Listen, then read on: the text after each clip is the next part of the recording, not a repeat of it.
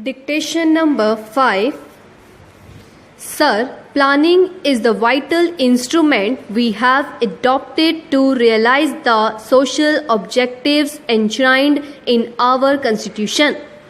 Through the 5-year plans, we have already achieved a significant increase in the national income in the past 18 years and laid the foundations of technological advance.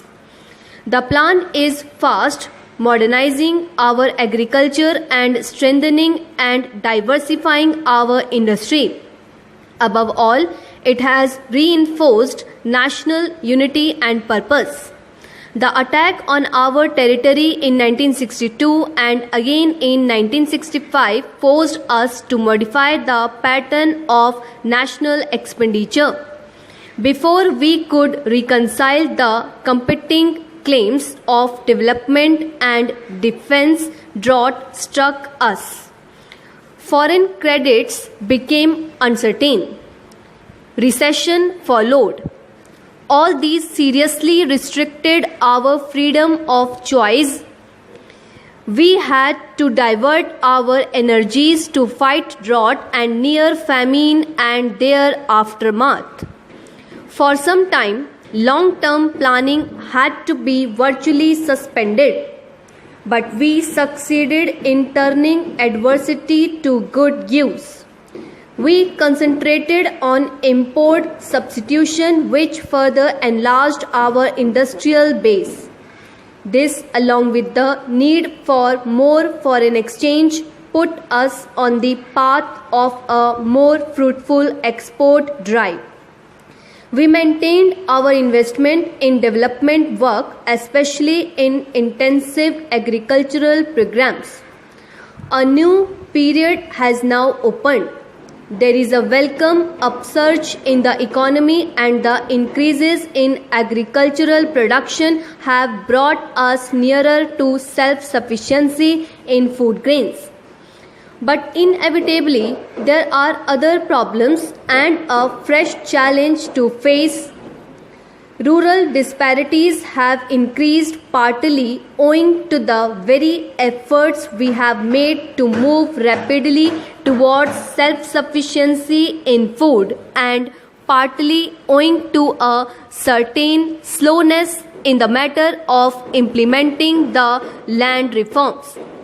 Although the industrial recession has been curbed, new industries are not coming up fast enough, and unemployment, especially of technically trained persons, continues to be acute. We have a larger and understandably enough and more distinct population. Planning is the method to which we are committed for meeting such challenges. We have carried out 3 5-year plans.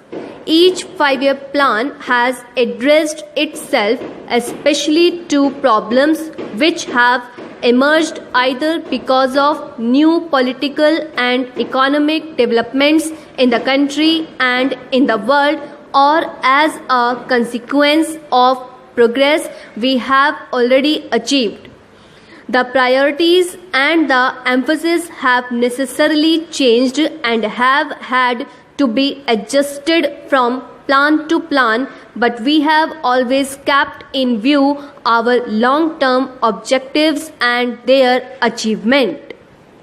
The 7th plan represents a conscious, internally consistent and carefully thought out program for the most efficient exploitation of our resources possible in existing conditions. The basic aim is to raise the standard of living of the people, especially of the less privileged sections of society.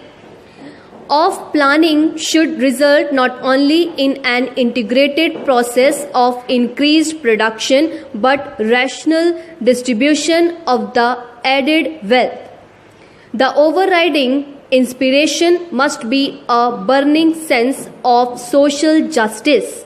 While increased production is of the utmost importance, it is equally important to remove or reduce and prevent the concentration of wealth and economic power. The benefits of development should accrue in increasing measure to the common man and the weaker sections of society so that the forces of production can be fully unleashed. A sense of involvement or participation by the people as a whole is vital for the success of any plan of rapid economic growth. This can only be evoked by securing social justice by reducing disparities of income and wealth and by redressing regional imbalances. Our orientation of our socio-economic institutions in this spirit is accordingly the first necessity. 1 year of this plan has already gone by. Between the draft plan and the present document, certain important changes have been made. The projected investment in the public sector has been stepped up so as to enable us to undertake a larger and bolder agenda of work.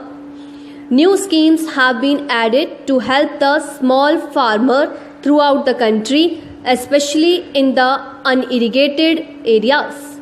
The emphasis is squarely on areas that have hitherto suffered from neglect of transport, and housing problems in urban regions will receive more attention. A small but significant beginning is also being made with special programs for children. The 7th plan thus provided a necessary corrective to the earlier trend, which helped particularly the stronger sections in agriculture as well as in industry to enable them rapidly to enlarge and diversify the production base. In the long run, the full potential of growth cannot be realized unless the energies of all our people are put to profitable use. The emphasis on spreading the impetus and benefits of economic growth to the weaker sections is thus necessary in the interest of equality as well as growth. The plan will now assist the less prosperous sections of our farming population to improve their position and make a yet bigger contribution to the national economy. Greater industrial activity and the modernization of agriculture by adopting intensive methods of cultivation and irrigation would mean that a larger proportion of young men seeking jobs could find employment nearer home. I am pleased to be here with you to inaugurate the ambitious new project. This is a bold experiment in mobilizing people's action for poverty eradication and social justice. It is revolutionary yet peaceful, well planned yet human, simple in conception yet powerful in potential. I congratulate the government and the people of Kerala for designing a poverty eradication program with such tremendous potential.